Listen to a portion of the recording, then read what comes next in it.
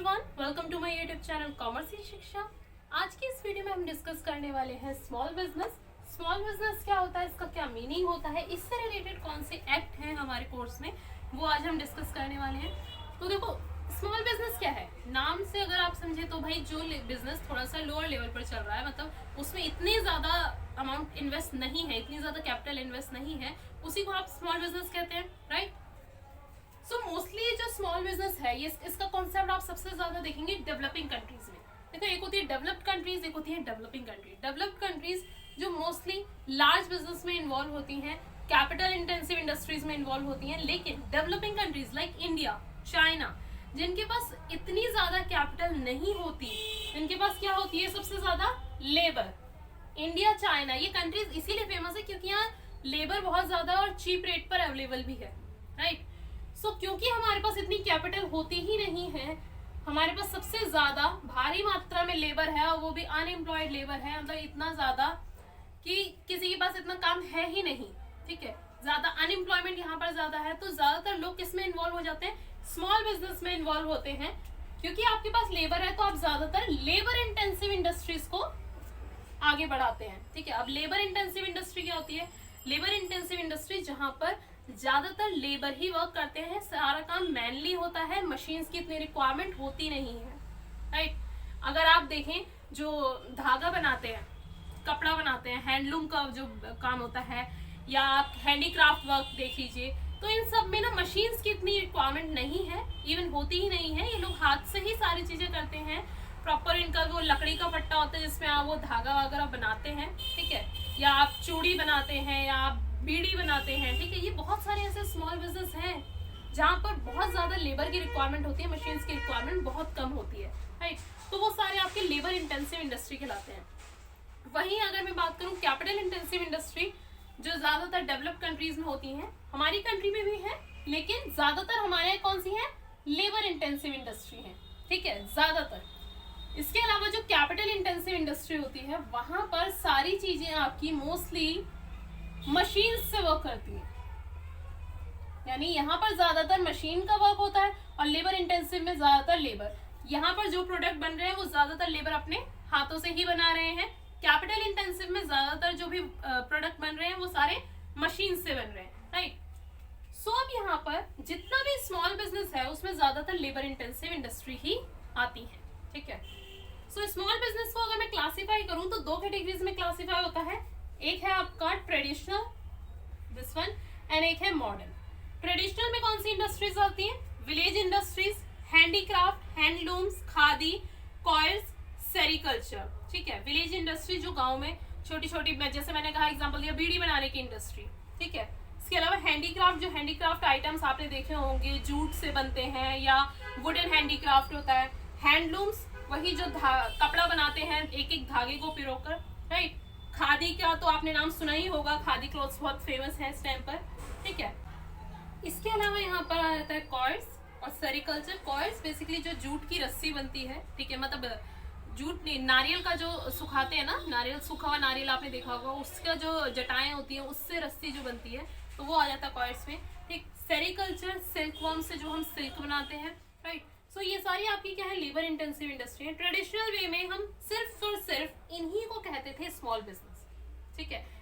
But आज के time पे मॉडर्न में आपका एसएसआई, स्मॉल स्केल इंडस्ट्री, और power looms. Power looms basically जहां पावर का, मशीनरीज का यूज होने लगा है, ठीक है, थोड़े लेवल पर ही सही, लेकिन अब छोटी छोटी मशीनरीज वहां पर आ चुकी हैं, और उसमें पावर का भी यूज हो रहा है, बिजली की खपत हो रही है, जो ट्रेडिशनल में बिल्कुल भी नहीं हुई। ट्रेडिशनल में सब चीज हाथ से ही बन रही है, ठीक है, हैंडीक्राफ्ट बन रहा है, खादी, कोयर, जो भी काम हो रहा है वहां पर आपको कोई इलेक्ट्रिसिटी की रिक्वायरमेंट नहीं थी। लेकिन पावर लूम्स, एसएसआई ऐसे आ गए जहां पर अब आपको इलेक्ट्रिसिटी की भी रिक्वायरमेंट है, छोटी मशीनरीज की भी रिक्वायरमेंट है, राइट। सो ये अब मॉडर्न वे में भी हम स्मॉल बिजनेस को कंसीडर करते हैं। अब यहाँ पर बात आती है कि भाई स्मॉल बिजनेस एक्चुअल है क्या। स्मॉल बिजनेस में यहाँ पावर भी यूज हो रही है।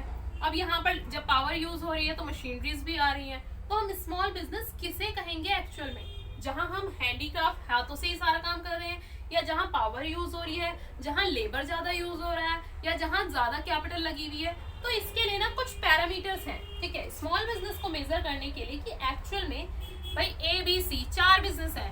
अब इसमें से कौन सा स्मॉल बिजनेस है, कौन सा लार्ज बिजनेस है, ये आप कैसे डिफाइन करोगे? तो इसके लिए कुछ पैरामीटर्स होते हैं। First is number of person employed, कितने पर्सन उस बिजनेस में लगे हुए हैं, कितने लेबर है वहां पर, ठीक है। या फिर कितनी कैपिटल हमने उस बिजनेस में इन्वेस्ट की है। वैल्यू ऑफ आउटपुट, कितना आउटपुट वहां से जनरेट हो रहा है। पावर कितनी कंज्यूम हो रही है, इलेक्ट्रिसिटी कितनी कंज्यूम हो रही है बिजनेस में, और टर्नओवर कितना है। तो ये कुछ पैरामीटर्स हैं जिनके बेसिस पर हम ये डिसाइड करते हैं कि स्मॉल बिजनेस एक्चुअल में कौन सा कंसीडर किया जाएगा, ठीक है। लेकिन इंडिया में अभी तक आप कैपिटल के बेसिस पर डिसाइड करते थे, क्योंकि देखो इंडिया में सबसे ज्यादा कमी किसकी है, कैपिटल की। हमारे पास मनी इतनी नहीं है, लेबर तो बहुत है, तो लेबर के बेसिस पे तो इंडिया के सारे बिजनेस लार्ज बिजनेस हो जाएंगे, राइट। तो हमने इसमें सिर्फ और सिर्फ कैपिटल को चूज किया था कि एक बिजनेस में कितनी कैपिटल इन्वेस्ट हो रही है, उसके बेसिस पर हम डिसाइड करेंगे कि एक बिजनेस स्मॉल है या लार्ज है, राइट। लेकिन अभी रिसेंटली 2019 में, आपकी बुक्स में भी अपडेट नहीं हुआ है, 2019 में ही एक अमेंडमेंट आया है जिसके अकॉर्डिंग अब सिर्फ और सिर्फ कैपिटल के बेसिस पर हम ये डिसाइड नहीं करते कि एक बिजनेस स्मॉल है या लार्ज है। अब हम टर्नओवर के बेसिस पर भी डिसाइड करते हैं, कैपिटल के बेसिस पे भी और टर्नओवर के बेसिस पे भी डिसाइड करते हैं कि एक बिजनेस स्मॉल है या लार्ज है, ठीक है।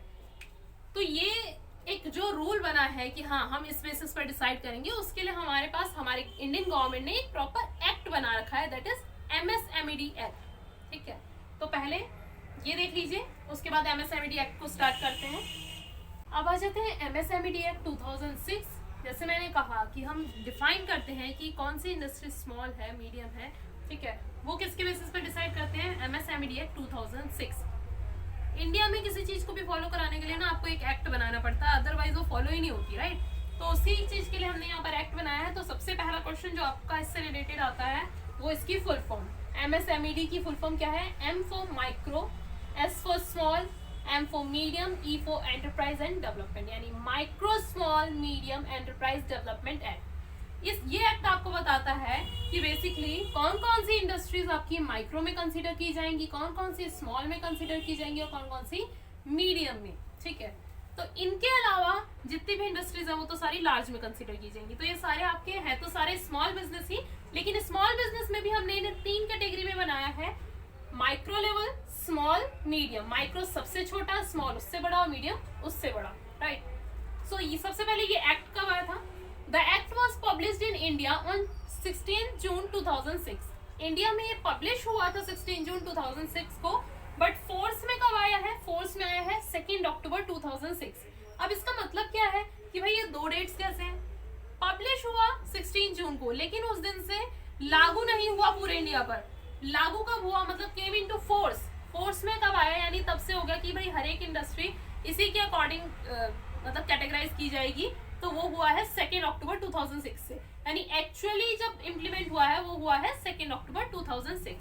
सो दिस इज इम्पोर्टेंट, 2 अक्टूबर 2006 को ये फोर्स में आया। इस एक्ट से पहले भी एक एक्ट था जिसे इसने रिप्लेस किया है, तो वो क्या था, IRDA एक्ट 1951 में आया था, इंडस्ट्रियल रेगुलेशन डेवलपमेंट एक्ट। ये आपका पहले ये वाला एक्ट था जो पहले फोर्स में था, लेकिन फिर 2006 में MSMED ने इसे रिप्लेस कर दिया, अब ये एक्ट नहीं है। सो ये भी 1 मार्क में क्वेश्चन आ जाता है कि MSMED ने किसे रिप्लेस किया है, IRDA 1951 को रिप्लेस किया है, राइट। अब आ जाते हैं कि MSMED के अकॉर्डिंग कौन सी इंडस्ट्रीज माइक्रो है, कौन सी मीडियम है और कौन सी स्मॉल है। सो सबसे पहले तो MSMED ने सारी इंडस्ट्रीज को 2 सेक्टर में डिवाइड किया है, मैन्युफैक्चरिंग एंटरप्राइज और सर्विस एंटरप्राइज। मैन्युफैक्चरिंग जहां आप कुछ मैन्युफैक्चर कर रहे हैं, सर्विसेज जहां आप सर्विसेज प्रोवाइड कर रहे हैं, राइट। सो मैन्युफैक्चरिंग एंटरप्राइज में माइक्रो के लिए क्या कंडीशन है, स्मॉल के लिए, मीडियम के लिए। मैंने जैसे बताया कि हम अभी तक जो करते आए हैं वो कैपिटल के बेसिस पर हम बताते आए हैं कि भाई जिस बिजनेस में जितनी कैपिटल है उसके हिसाब से हम डिसाइड करेंगे कि वो स्मॉल है या लार्ज है, राइट। सो आपके बुक्स में जो दे रखा है वो ये दे रखा है कि भाई कैपिटल अगर 25 लाख तक की कैपिटल किसी बिजनेस में इन्वॉल्व है, उन्होंने जो इन्वेस्टमेंट की है वो 25 लाख तक की है, तो वो माइक्रो बिजनेस कंसीडर किया जाएगा। 25 लाख से 5 करोड़ तक की अगर इन्वेस्टमेंट है तो वो स्मॉल कंसीडर किया जाएगा। 5 करोड़ से अबव और 10 करोड़ तक की अगर इन्वेस्टमेंट है तो वो मीडियम कंसीडर किया जाएगा, और 10 करोड़ से अबव होते ही वो लार्ज में आ जाएगा, right. So up to 25 lakh micro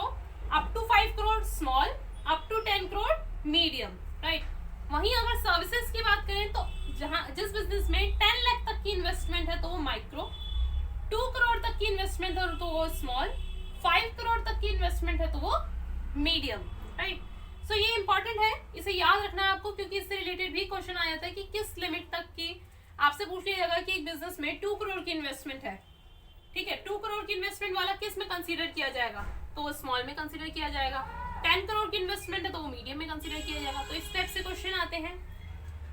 अब ये जो एक्ट था 2006, अभी तक हम इसे फॉलो कर रहे थे, लेकिन क्योंकि आपकी बुक्स में अभी तक अपडेट नहीं हुआ है तो याद तो आपको यही करना है, ठीक है।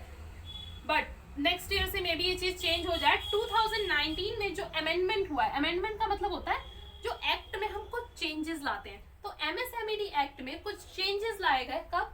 इसी ईयर नहीं, मतलब 2019 में जो अमेंडमेंट हुआ है उसके अकॉर्डिंग उन्होंने इसे खत्म कर दिया है। मैन्युफैक्चरिंग और सर्विसेज इंडस्ट्री दोनों के लिए सेम ही क्राइटेरिया। यहाँ पे क्या था भाई, मैन्युफैक्चरिंग के लिए अलग है, सर्विसेज के लिए अलग है। फिर 2019 में कहा गया कि मैन्युफैक्चरिंग और सर्विसेज दोनों के लिए सेम ही क्राइटेरिया फॉलो किया जाएगा, ठीक है। और पहले हम सिर्फ और सिर्फ इन्वेस्टमेंट की बेसिस पर डिसाइड करते थे बिजनेस स्मॉल है लार्ज है। अब हम इन्वेस्टमेंट और टर्नओवर दोनों के बेसिस पर डिसाइड करते हैं कि जो भी बिजनेस है वो स्मॉल है लार्ज है। तो माइक्रो वो कंसीडर किया जाएगा जहां 1 करोड़ तक की इन्वेस्टमेंट है और 5 करोड़ तक का टर्नओवर है। स्मॉल को कंसीडर किया जाएगा जहां 10 करोड़ तक की इन्वेस्टमेंट है और 50 करोड़ का टर्नओवर है। और मीडियम वो कंसीडर किया जाएगा जहां 20 करोड़ तक की इन्वेस्टमेंट है और 100 करोड़ तक की टर्नओवर है, राइट। सो ये आपका अमेंड हुआ है। नेक्स्ट ईयर से आपको ये देखने को ही नहीं मिलेगा, वही देखने को मिलेगा, क्योंकि आपकी क्राइटेरिया फुल्ली चेंज हो चुका है, राइट। सो इससे रिलेटेड आपके क्वेश्चंस आ सकते हैं, क्योंकि अपडेटेड वर्जन है। MCQ आपसे पूछा जा सकता है। लर्न, जो मैंने बोला कि क्वेश्चन जब आएगा, लॉन्ग क्वेश्चन जब आपको लिखना होगा कि आपको MSMED को एक्सप्लेन करना है, तो आप इसी को फॉलो करेंगे, because it is not updated yet in your books, right. So I hope आपको MSMED एक्ट क्लियर हो गया होगा। इससे रिलेटेड कोई डाउट हो तो आप मुझसे कमेंट बॉक्स में पूछ सकते हैं। और अगर वीडियो इन्फॉर्मेटिव लगा हो तो प्लीज से लाइक कीजिए, शेयर कीजिए, सब्सक्राइब कीजिए मेरे चैनल को ऐसी अदर वीडियोस के लिए। Thank you so much for watching the video.